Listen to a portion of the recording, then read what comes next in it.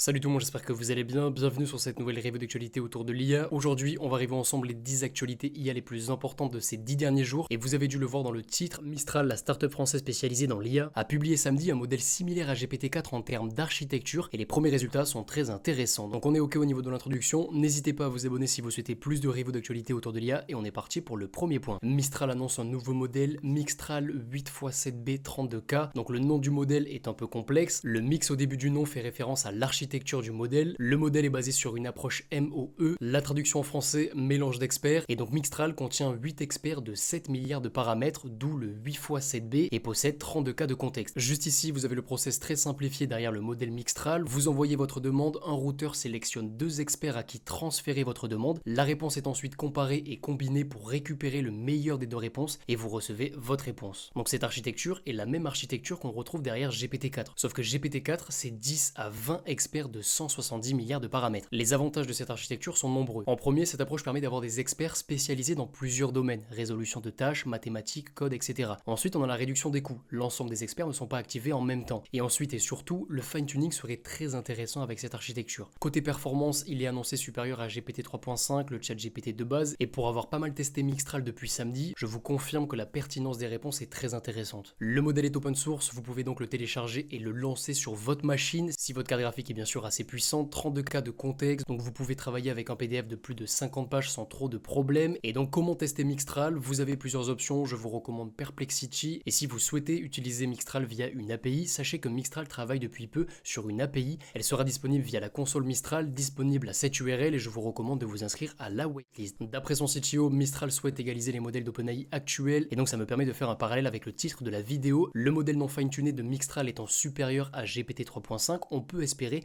que via du fine-tuning, le modèle s'approche de GPT-4. La V1 de Mistral ne pourra pas dépasser GPT-4, mais on peut espérer qu'une V2 ou une V3 arrive à quasiment l'égaler. Mistral annonce une levée de fonds de 400 millions d'euros auprès d'investisseurs US et ça me permet d'introduire le prochain point. L'UE trouve un accord sur l'AI Act, un texte qui vise à limiter les dérives de l'IA en Europe en apportant certaines limites à certaines IA. L'AI Act se concentre surtout sur les IA sensibles, reconnaissance faciale, etc. Du côté des IA génératives, on est plus sur un souhait de transparence dans les données utilisées pour l'entraînement. Donc honnêtement, c'est très bien, mais si personne s'aligne à l'échelle mondiale, ça risque d'être un désavantage conséquent pour les boîtes européennes. Si par exemple Mistral veut concurrencer OpenAI, mais que la moitié de son budget part dans la mise en conformité de ces données, ça risque d'être très compliqué. Prochaine news, Grok, l'IA d'Elon Musk est disponible, vous avez une démo de Ludo Salen qui est très intéressante. L'avantage numéro 1 est l'humour de Grok, mais vous avez également des limites plus flexibles que ChatGPT sur certains segments, et vous avez une connexion avec les tweets récents, mais à part ça, aucune grande révolution pour cette première version. Suite à une réponse où Grok mentionne OpenAI dans sa réponse, fake ou réel, aucune information en plus, ChatGPT a tweeté, on a beaucoup de choses en commun,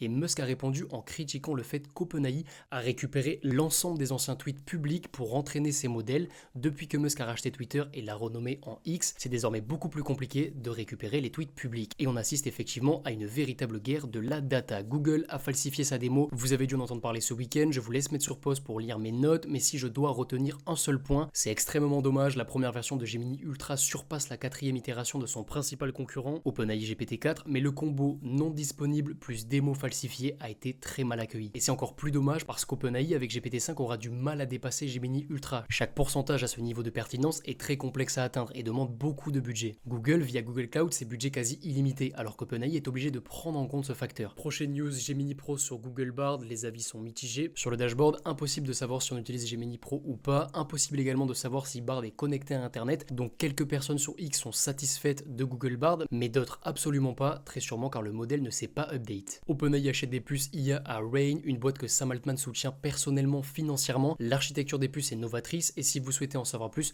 vous aurez plus d'informations sur ce lien. Apple accélère sur l'IA, Apple a présenté une techno d'imitation de la voix et Apple a lancé 3 repos GitHub dont un framework pour aider les devs à développer des IA sur les puces Apple. Ensuite, Meta lance un nouvel outil de génération d'images, moins intéressant que DALL-E 3 et Midjourney d'après mes tests et malheureusement pas accessible en Europe. L'IA de génération sera disponible à terme dans les conversations Messenger et toujours du côté de Meta, Meta lance AI Alliance pour, je cite, permettre aux développeurs et aux chercheurs d'accélérer l'innovation responsable dans le domaine de l'IA. Orange a développé une solution combinant sa documentation interne et GPT 3.5 dans l'objectif de créer un chat intelligent pour ses employés et ses clients. L'approche utilisée est une approche très classique, mais c'est assez intéressant. Vous aurez plus d'informations sur ce lien. AgeJane annonce une nouvelle fonctionnalité, mouvement de caméra, les rendus sont très intéressants. Juste ici, vous avez une alternative à Animate Anyone, l'IA que je vous présentais en début de semaine dernière. McDonald's et Google Cloud établissent un partenariat partenariat stratégique, l'objectif, proposer la prise de commande en drive via une IA, Sam Altman élu CEO de l'année par Time, et on termine par le monde du jeu vidéo qui s'empare de magnifiques AI. Donc on arrive à la fin de cette vidéo, j'espère qu'elle vous aura plu. Si c'est le cas, n'hésitez pas à vous abonner. Si vous avez la moindre question, n'hésitez pas à venir sur le Discord. Je vous dis à très bientôt. Ciao ciao.